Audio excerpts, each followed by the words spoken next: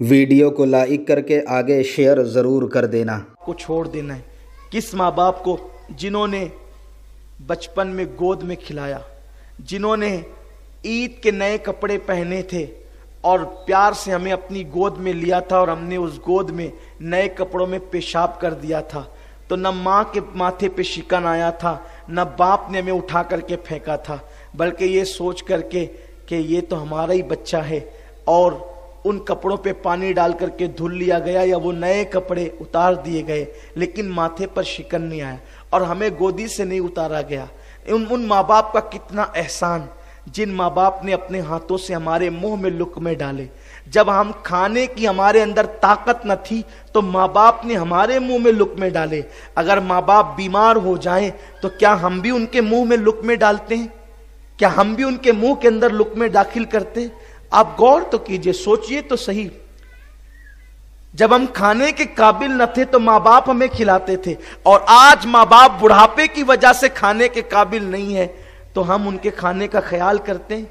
ہم کیا سمجھتے ہیں کہ دین میں صرف نماز ہے؟ ہم کیا سمجھتے ہیں دین میں صرف تسبیح ہلانا ہے؟ ہم کیا سمجھتے ہیں دین میں صرف مسجدیں بنانا ہے؟ یاد رکھیں، کان کھول کر سن لیں، مسجد بنانے سے زیادہ ثواب، تسبیح ہلانے سے زیادہ ثواب، دین کی راہ میں نکلنے سے زیادہ ثواب اگر انسان کو کہیں ملتا ہے تو وہ ماں باپ کی خدمت پر ملتا ہے، کیونکہ اللہ نے اپنی عبادت کے بعد جو حکم دیا ہے وہ ماں باپ کی خدمت کا حکم دیا۔ اور یاد رکھنا، انسان کو بڑی بڑی عبادتوں سے کبھی کبھی وہ مقام نہیں ملتا جو ماں باپ کی خدمت سے مل جاتا ہے۔ اللہ کے کلیم حضرت موسیٰ علیہ السلام نے ایک دن اللہ سے پوچھا، میرے اللہ یہ بتا کہ جنت میں میرا پڑوسی کون ہوگا؟ جنت میں میرے پڑوس میں کلام کرتے تھے اللہ سے۔ بھئی اللہ سے کوئی دھندے بیوپار کے کلام تو نہیں ہو سکتے نا؟ اللہ سے جو کلام ہوگا وہ ظاہر سی بات ہے اسی طریقے کے کلام ہوں گے، کیونکہ اللہ تبارک و تعالیٰ سے یہ تو نہیں پوچھا جائے گا معاذ اللہ کہ جو تم دنیا کی آپس میں باتیں کرتے ہو، اللہ کے ساتھ کلام اس کی شان کے لائق۔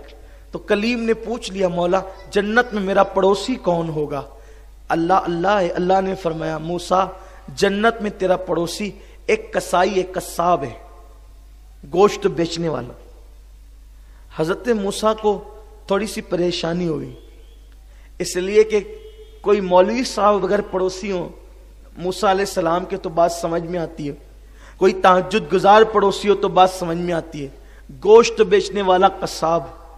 اور اگر کوئی میرا قریشی بھائی ہو تو برا نہیں مانے، ہم اپنے سماج میں دیکھتے ہیں کہ اکثر جو لوگ گوشت بیچنے والے ہوتے ہیں ان کا نیچر کیا ہوتا ہے نا؟ عام طور پر جس کا جیسا پیشہ ہوتا ہے اس کا ویسا نیچر ہوتا ہے۔ یعنی معاذ اللہ میں کسی کی برائی نہیں کر رہا ہوں، ہر مسلمان چاہے وہ کسی برادری کا ہو، اگر وہ مسلمان ہے تو اپنا بھائی ہے۔ برادریوں میں فرق کرنا یہ یہودیوں کا طریقہ ہے، اسلام کا طریقہ نہیں ہے، ٹھیک ہے؟ لیکن انسان اگر پیشہ جو اختیار کرتا ہے اس پیشے کا اثر اس پہ ہوتا ہے۔ جیسے اگر کوئی لوہار ہے تو لوہار کے ہاتھ بڑے سخت ہوتے ہیں، کیوں؟ اس لیے کہ وہ لوہے پر کام کرتا ہے، محنت کرتا ہے، لوہے کے حوالے سے جو ہے وہ اس کا کام ہوتا ہے، تو اس کے کپڑے بھی میلے ہوتے ہیں، ہاتھ بھی اس کے سخت ہوتے ہیں، عجیب عجیب سی اس کی کیفیت ہوتی ہے۔ اسی طریقے سے اگر کوئی بندہ کسان ہوتا ہے تو کسان کا دل نرم ہوتا ہے اور اس کی وہ کیفیت نہیں ہوتی جو لوہار کی کیفیت ہوتی ہے۔ اسی طریقے سے ایک گوشت بیچنے والا اگر گوشت بیچتا ہے نا تو لوگ اس کے پاس آ کر کے الگ الگ طریقے کی باتیں کرتے ہیں، اس لیے اس کا مزاج چڑچڑا بھی ہو جاتا ہے۔ ویڈیو اگر اچھا لگا ہو تو لائک کر کے آگے شیئر ضرور کر دینا۔